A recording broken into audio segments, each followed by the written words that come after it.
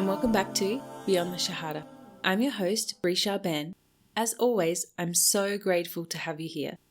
To all my Muslim listeners, happy Ramadan, Ramadan Kareem, or Ramadan Mubarak.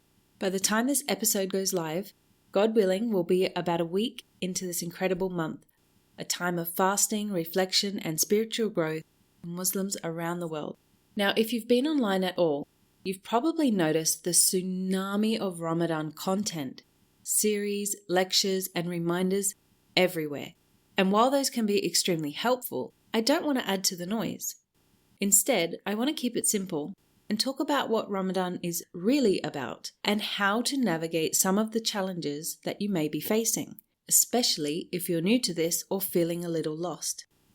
Okay, so everyone appears to be genuinely excited. You're seeing pictures of families gathering for extravagant feasts and friends or influencers sharing their beautifully decorated homes online. And you're thinking, why doesn't my Ramadan look like that?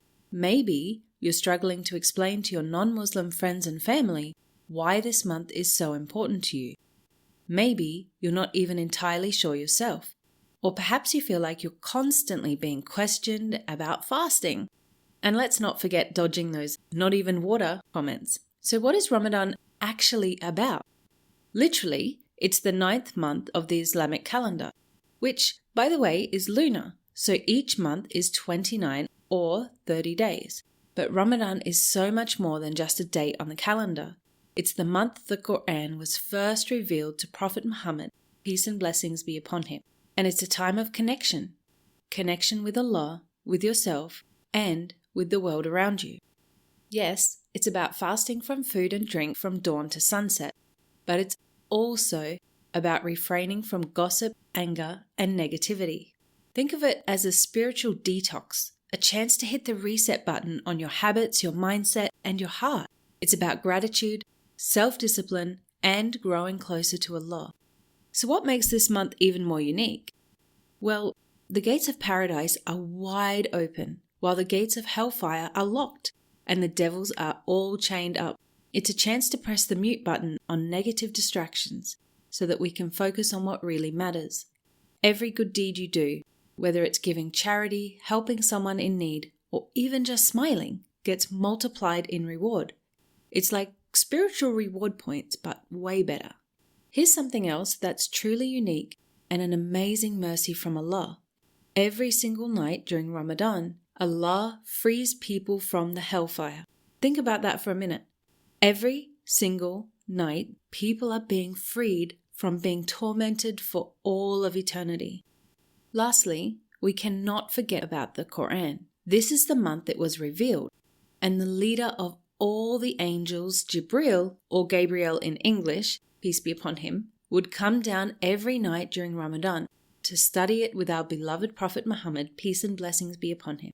Can you even begin to imagine what a nightly study session with an angel would be like? Well, something to remember is that whenever you recite Quran, the angels gather to listen. So this is your chance to open your Quran, focus on your worship, and think of it as your own personal moment of connection, where every word you recite brings you closer to Allah.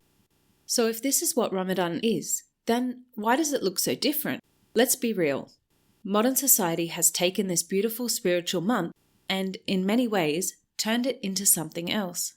Don't get me wrong, there's nothing wrong with delicious iftars, festive decorations, or social gatherings. These things can add joy and bring together the community, and there's a place for that. The problem is when these external things start to overshadow the real purpose of Ramadan. Social media can make it seem like Ramadan is all about the perfect iftar spread or the most beautifully decorated home. And while those things are nice, they're not the heart of this month.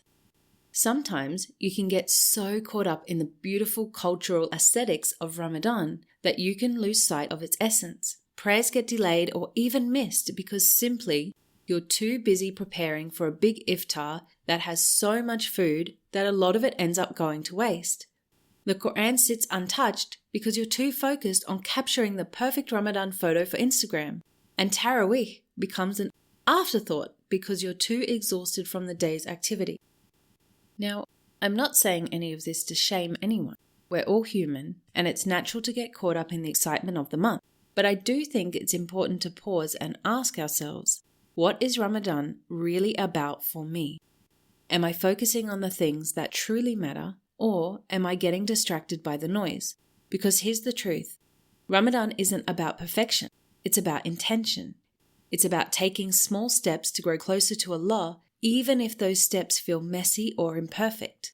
It's about finding balance between the spiritual and the social, between the internal and the external. And let me remind you of this. If the only thing you do this Ramadan is focus on your own acts of worship, then you are actually not missing out at all.